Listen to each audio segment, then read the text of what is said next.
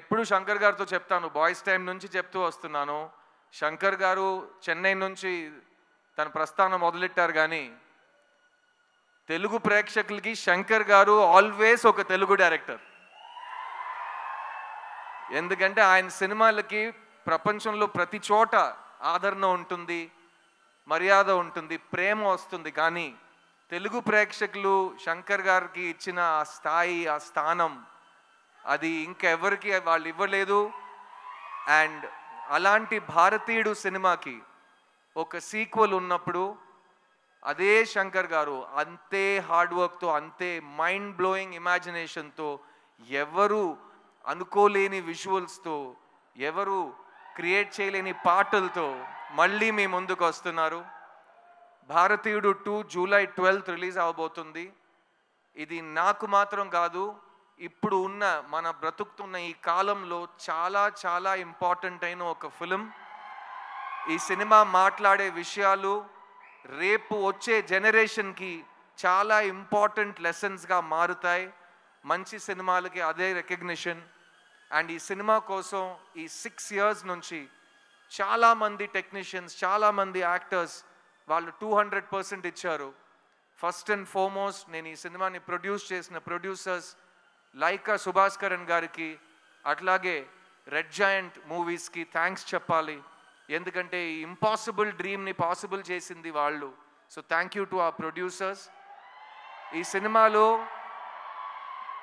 ఎవరు యాక్ట్ చేసినా ఈ సినిమా వాళ్ళకి మంచి పేరు తెస్తుంది. ఈ సినిమాలో నాతో పాటు కమల్ హాసన్ గారు పక్కన యాక్ట్ చేసే అవకాశం వచ్చిన ప్రతి ఒక్క నటుడు ఈ సినిమాని మర్చిపోయే ఛాన్సే లేదు. I'll start with everybody from my left. S.J. Surya, you are an amazing actor and me journey ఇప్పుడే స్టార్ట్ అవుతుంది. ఇక మీరు చాలా మైల్ స్టోన్స్ ఇంకా దాటుతూనే అలా అలా అలా అలా అసాల్ట్గా వెళ్ళిపోతారు మీరు. So thank you for being part of this film sir. Rakul, I had such an amazing time working on this film. ఈ సినిమాలో యంగ్స్టర్స్కి కోపం వస్తుంది, యంగ్స్టర్స్కి కోపం వస్తే ఏం జరుగుతుందని ఈ సినిమా మీకు చూపిస్తుంది. ఆ యంగ్స్టర్స్లో మగాళ్ళు మాత్రం కాదు, అందరు కలిసి మన సిస్టమ్ని క్లీన్ చేద్దామని ఈ సినిమాలో దిగుతారు. అందులో నాతో పాటు రకుల్ కూడా దిగింది. So thank you Rakul. I love what you've done for the film and can't wait for Bharateeyudu 3. Bobby Simha all over India ఒక నేషనల్ అవార్డు విన్నర్గా మీ అందరికీ తెలుసు. కానీ జిగర్దండా సినిమా ఫస్ట్ ప్రెస్ మీట్లో తెలుగులో నేను చెప్పింది ఈ సంవత్సరం ఈ యాక్టర్కి నేషనల్ అవార్డు వస్తుందని. ఆ రోజు నుంచి ఈ రోజు వరకు అతను గ్రో అవుతూనే ఉన్నాడు. ఈరోజు ఇంత పెద్ద ఒక వేదికలో, ఇంత పెద్ద సినిమాలో తన బ్రాండ్ని, తన టాలెంట్ని చూపించబోతున్నాడు. So Simha, I'm very very excited for you. Samuthirakani అన్న, థ్యాంక్ యూ. ఈ సినిమాలో నాకు సముద్రకని గారికి చాలా క్లోజ్ ఒక బాండ్ ఫామ్ అయింది. ముందు నుంచే ఇద్దరు చాలా క్లోజ్ ఫ్రెండ్స్. కానీ ఈ సినిమాలో ఆయన నా ఫాదర్ క్యారెక్టర్ చేశారు. చూడ్డానికి నా తమ్ముడులా ఉంటాడు కానీ మా ఫాదర్ క్యారెక్టర్ చేశారు. అండ్ ఆ పర్ఫార్మెన్స్లో నేను ఆయన దగ్గర చాలా నేర్చుకున్నాను. You're great writer and director and amazing actor, also national award winner. So you're an inspiration. కానీ కీప్ ఆన్ రాకింగ్. ఈ సినిమాలో పనిచేసిన టెక్నీషియన్స్ అందరూ ఇక్కడ రాలేకపోయారు. రవివర్మన్ గారు cameraman, music director Anirudh, production designer Muthuraj, editor Sreekar Prasad, అలాంటి ప్రతి టెక్నీషియన్ ఈ సినిమాకి ప్రాణం పోశారు. So on behalf of all of them, I want you to celebrate this film for all the passion that has gone into the making of this film. And ee cinema ee roju ee grand scale lo mee munduku raabotundante oka manishi vision, oka manishi passion valliddaru ma mundu koorchunnaru.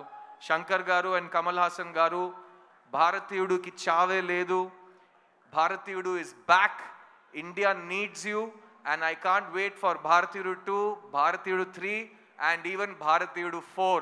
Thank you so much. I love you all. July 12th థియేటర్కి వెళ్ళి సినిమాని చూడండి.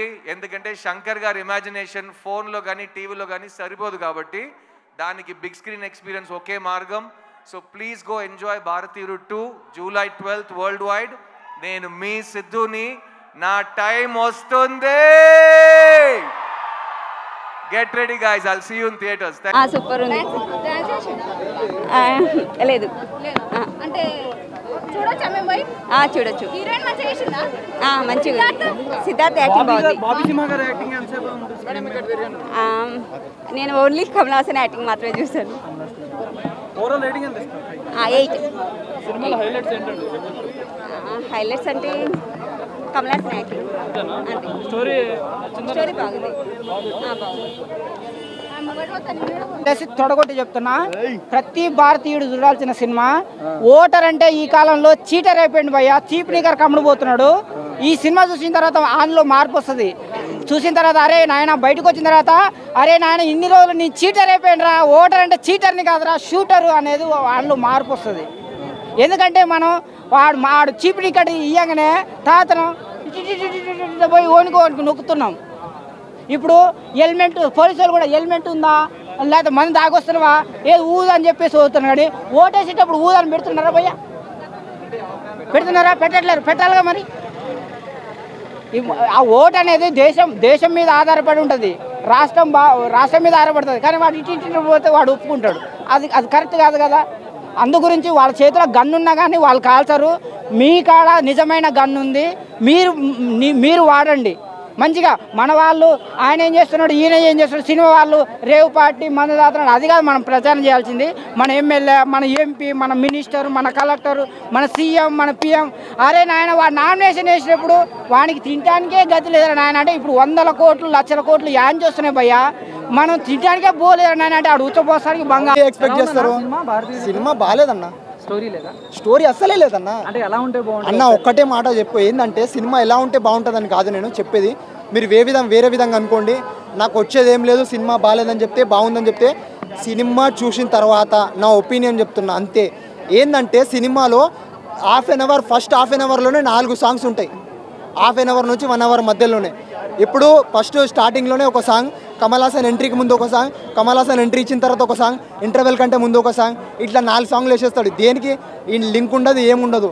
ఎప్పుడు ఏ song రావాలనేది ఒక cinema పరంగా ఉంటుంది, అది లేకుంటుంది. ఇంకొకటి ఫస్ట్ హాఫ్లో పబ్లిక్ని మంచిగా లంచం తీసుకోవద్దని చెప్తాడు, పబ్లిక్ని ఒక మంచి తోవలో వెళ్ళాలని చెప్తాడు. తర్వాత సెకండ్ హాఫ్లో వచ్చేసరికి సిద్ధార్థ్ వాళ్ళ అమ్మ చనిపోయేదాడే మళ్ళీ కమల్ హాసన్కి మొత్తం పబ్లిక్ రివర్స్ అయిపోయి కమల్ హాసన్ని గో బ్యాక్ ఇండియన్ అని చెప్పి రాళ్ళు తీసుకొని కొడతారు. అవును, ఏమో అది ఆ సినిమా హిట్ అవుతుందా ఫ్లాప్ అవుతుందా సినిమా చూసి చెప్పొచ్చు. బట్ ఇదైతే అట్టర్ ఫ్లాప్, పక్కా అట్టర్ ఫ్లాప్. నచ్చే అంశాలు కమల్ హాసన్ యాక్టింగ్ ఒకటే 1%, 100% ఒకటే పర్సెంట్. సినిమా గురించి ఒకటే మెసేజ్ ఉంది చెప్తున్నా కదన్న, లంచం. అన్ని సినిమాల్లో చూపించింది లంచం. అదే కొత్తగా మెసేజ్ ఏమి ఇచ్చిండు, మీ ఇంట్లో కూడా లంచం ఎవరన్నా తీసుకునే వాళ్ళు ఉంటే వాళ్ళని పోలీసులకు పట్టించేసండి, తర్వాత వాళ్ళ ఫ్యామిలీ ఊరేసుకొని చచ్చిపోతారు, తర్వాత మీరు రోడ్డు మీదకి వెళ్ళిపోండి అని కాన్సెప్ట్. ఇదే పాయింట్, అందుకే అలా చేస్తారు అంతే.